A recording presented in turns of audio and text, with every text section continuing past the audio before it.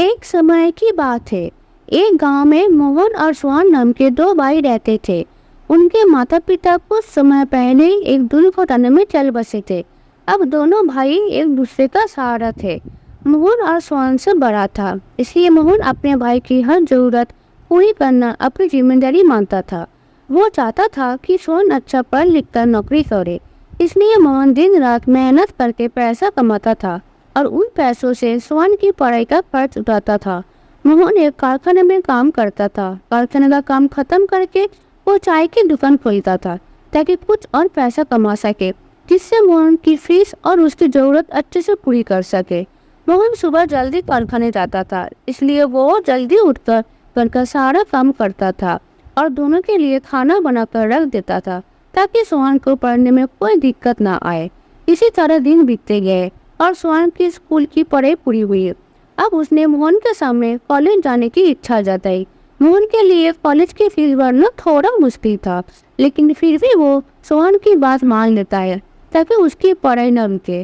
अब मोहन को और ज्यादा काम करना पड़ता था। मोहन रात के 12 बजे तक कारखाने और चाय की दुकान वाला काम खत्म करके घर आता था और सुबह जल्दी 5 बजे निकल जाता था। इसी तरह समय गुजरा और सोहन ने अपनी कॉलेज की पढ़ाई जारी रखी।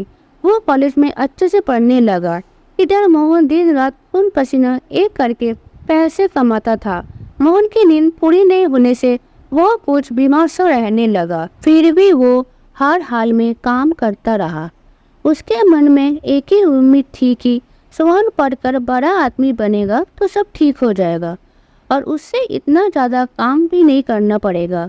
इसी तरह से 3 साल बीत गए। आज सोहन के कॉलेज की पढ़ाई पूरी हुई और आज उसके कॉलेज का परिणाम आने वाला था। मोहन बहुत खुश था कि सोहन बहुत अच्छे अंक से पास होगा। मोहन उस शाम को मिठाई लेकर जल्दी घर पहुंच गया और घर जाकर सोहन का इंतजार करने लगा। उसने सोचा कि आज सोहन के आते ही वो उसे मिठाई खिलाएगा। सोहन का कुछ पता नहीं था। मोहन बार बार दरवाजे पर जाकर देखते रहा। इसी तरह रात के 11 बज चुके थे। अब मोहन का भय बढ़ने लगा, लेकिन फिर भी उसने खुद को संभाला और कहा कि कैसा लड़का है, परिणाम अच्छा आया होगा इसलिए दोस्तों के साथ पार्टी करने चला गया होगा और अपने भाई को ये भूल गए। वो मन को बहलाने लगा। अब तो काफी समय हो गया। कुछ देर बाद कोई दरवाजा पर आया। अब मोहन ने राहत की सांस ली और कहा, चलो ये लड़का आ गया। उसने दरवाजा खोला और देखा कि कुछ पुलिस वाले आए हैं। मोहन डर के मारे कांपने लगा और पूछा कि आप लोग क्यों आए हो? मेरा भाई कहाँ है? वो ठीक तो है ना? इतने में एक पुलिस वाले के पीछे से सोहन निकला और मोहन के पैरों में पड़ गया। मोहन ने उसे उठाकर गले से लगा लिया और कहा, भगवान का शुक्रिया कि तू ठीक है, मैं तो बहुत डर गया था। इतने में एक पुलिस वाला कहता है कि मोहन जी, आप बहुत भाग्यशाली है कि आपके पास सोहन जैसा भाई है। सोहन ने आज तो वो कर दिखाया है जो हर कोई नहीं कर पाता है। इसने अपनी कॉलेज की पढ़ाई के साथ पुलिस की भर्ती की तैयारी भी की थी। सोहन ने दोनों परीक्षाओं में बहुत अच्छे अंक प्राप्त किए हैं। कुछ दिन बाद इसकी ट्रेनिंग शुरू होगी और फिर नौकरी पक्की हो जाएगी। ये सुनकर सोहन ने कहा कि भाग्यशाली तो मैं हूँ जिसने ऐसा भाई पाया है।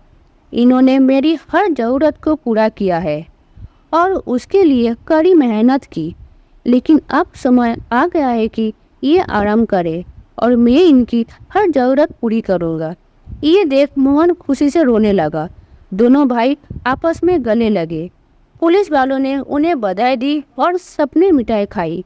सीख, परिस्थिति कैसी भी हो लेकिन कभी मेहनत करना मत छोड़ो। एक दिन आपको सफलता जरूर मिलेगी।